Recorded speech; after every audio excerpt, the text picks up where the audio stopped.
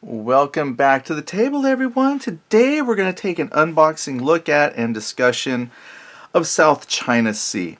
Having never played it before, some of this discussion is based mostly on my thoughts and expectations for the game and some things I've learned by doing a little bit of reading online of the rules. So nothing in depth, but it will probably be a lengthy unboxing. And so here's the cover. I think they said 2017.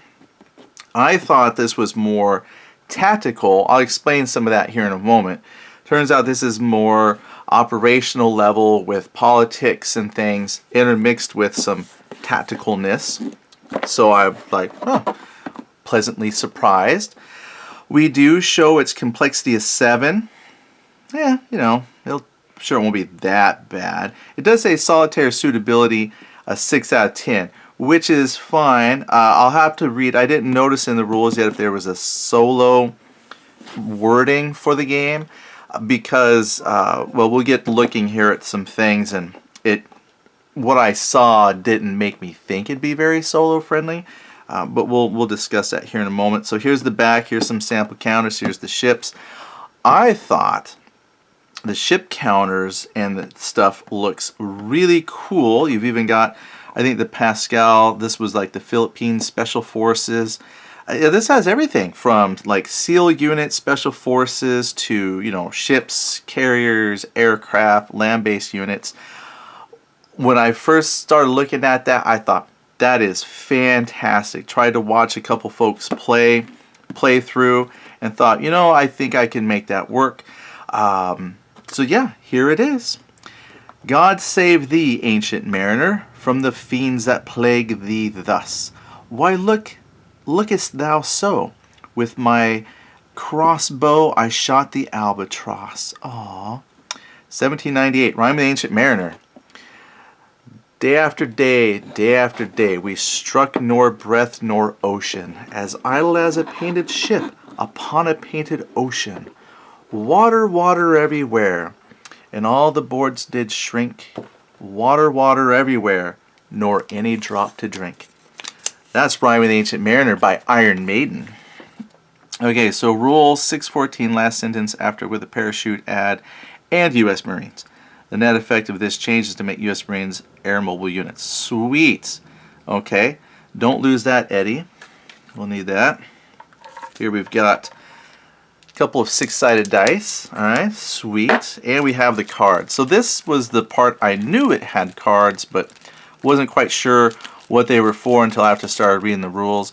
So this was the unknown element of the game when I purchased it, and then I started researching. So research before you buy would be good advice.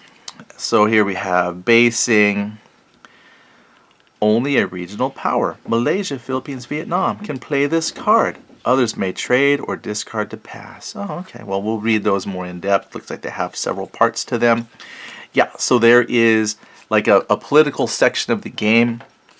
So you'll have your tactical where you're fighting, moving ships and whatnot. But then you also have to manage the world political effects of your actions. And so you've got some cards to help with that.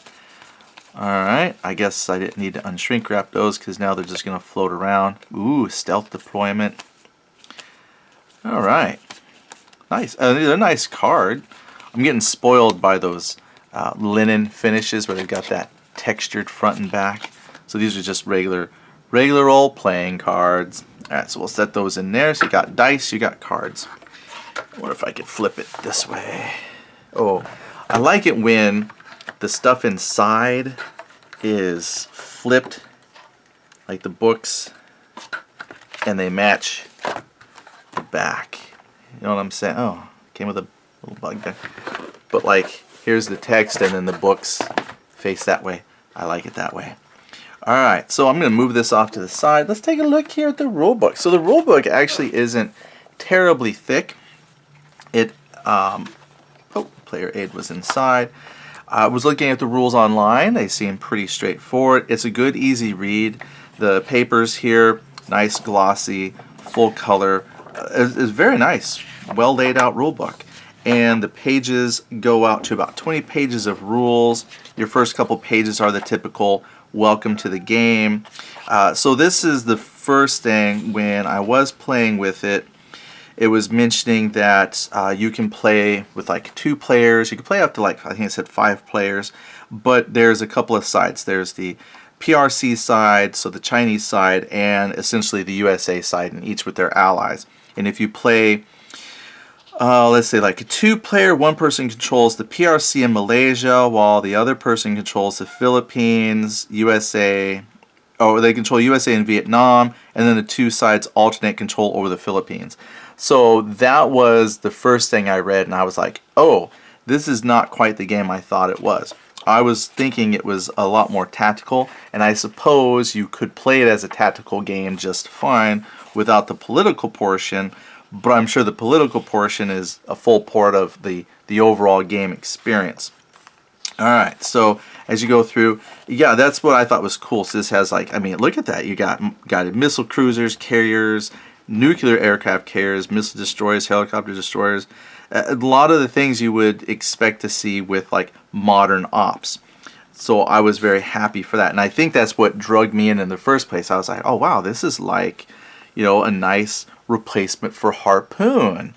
So it's interestingly enough, a few days ago, searching through the internet, somebody had on there rules for Harpoon, probably posted illegally, but it got me thinking. I was like, oh, I played that 30 some years ago when I was a kid. And by play, it was, had my parents buy it for me, looked at it, saw the complexity, realized it was a miniatures game, and set it aside. However, there was an old PC game that came out for Harpoon, and I played that a lot. Loved it. That had the aspects of your naval and all that stuff, and that was great. And so all these years later, not too long ago, I picked up Command Modern Operations by Matrix Games, which has the naval stuff, NATO, Russia, all of that stuff, and you're controlling ships in the air forces and things. And I saw this and thought, oh, this looks like kind of like a board game version of Harpoon with the tacticalness, right? You've got your ships laid out here, and you know, you've got carriers and things, and you don't have to worry it doesn't look like you had to worry so much about the minutia of managing the carriers with launching the craft. You know, you're focusing on the whole naval thing. So yes, I have land-based aircraft, looks like carrier-based aircraft, and you know, look at that, ship versus ship combat. So I said, how can this be a loss? Ooh, this is nice. And it looked like it'd be a pretty good tactical simulator too, because there's quite a bit of values here on the ship. So it's not like just a, you know, strength of the ship, defense of the ship. You've got different values for combat, aircraft, and land-based units, submarines even.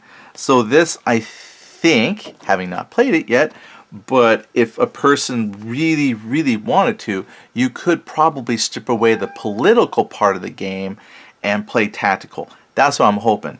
However, not to confuse anybody, I do plan on looking at the whole game as a whole. I mean, it's there, but I don't think it would be too much trouble to expand out a little bit just tactically wise. Okay, so there's your rule book. 20 pages of rules is not bad. And then you've got there's a extensive several page example of play, and then at the end you've got your scenarios. Let's see, so there's your flat top showdown, small boys throwing big punches, convoy duty, Spratly missile crisis, quite a bit of units involved, and then kung fu fighting, and then scenario 7, Islands of Dr. No. Oh, scenario 007, Islands of Dr. No. Apparently you got a spy one in here somewhere. Now this, okay, I'm okay with that. At first, I didn't realize this was replicated over here, but not in its entirety. Oh, that's a shame. So I see a victory points for military events, but I don't see that over here. I do see strike modifiers, but the strike modifiers aren't here. That is my one pet peeve with rules, is when important parts charts and things are on the back of the rule book, because sometimes I'm here doing this with the rules and then I have to flip to look something up that should have been on one of the player aids. So I'm a little disappointed with that, but I'll photocopy this off and we'll be okay. So otherwise, rule book looks good, and you got 2 of these player aid charts, one for you, one for your opponent. And oh, I bumped the power cord. Oh, sorry, power cord. Just set that camera to rocking. Don't come a knocking if this camera's rocking. And you've got your 2 quick reference cards, and I think these are great examples of the counters that you're going to get in there. I think they look fantastic. I thought they were gorgeous looking, which is another reason why I decided to pick it up, because I said to myself, they look good. Someone put a lot of effort into designing those. We've got 2 maps here, and these are kind of big.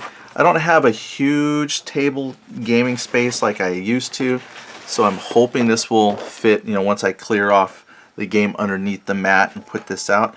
But it looks nice. I thought the artwork was nice. The ocean's clearly defined. These areas here of different land-based color. Let's see if I can pull it over here. Just denotes that, like, some of these islands are in dispute on who controls. Some people claim some.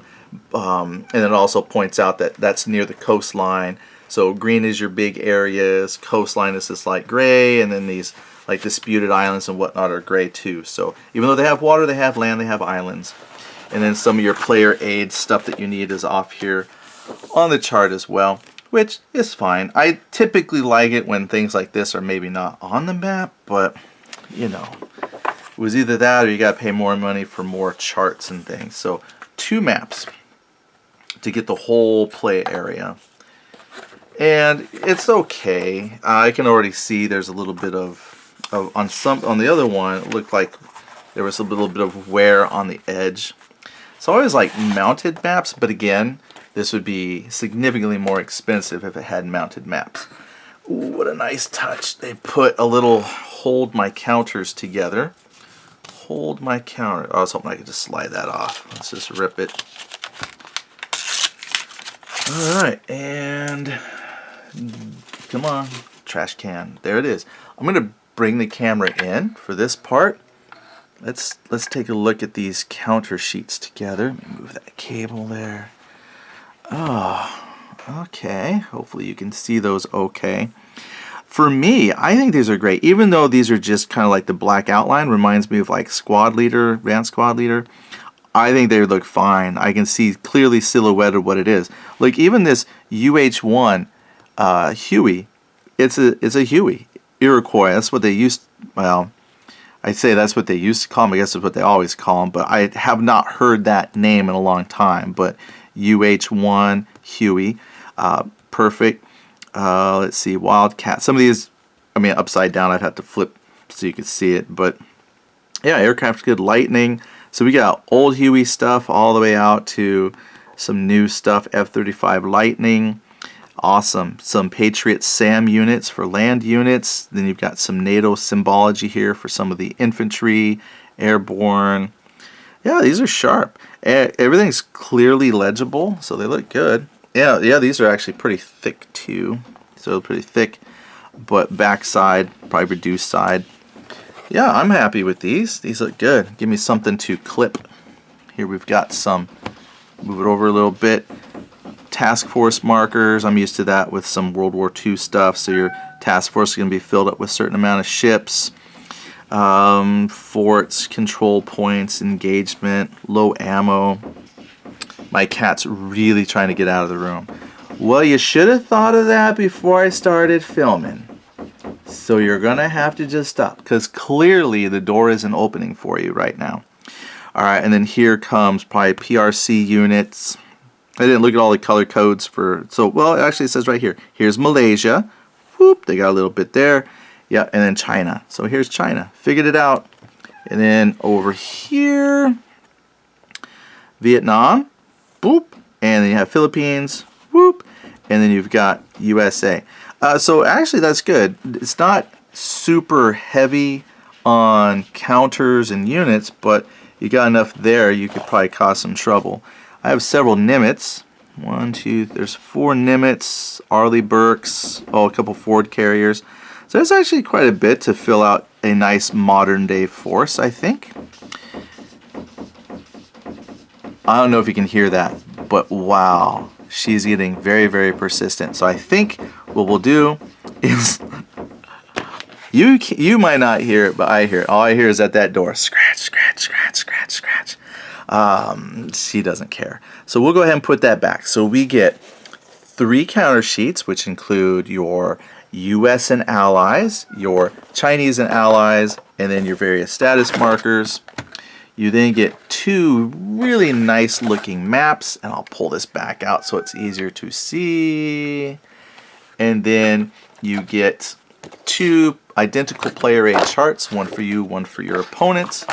You also get a really nice looking rule book that's not super heavy with rules, but does include some additional information on the back. So don't forget the back when you're playing.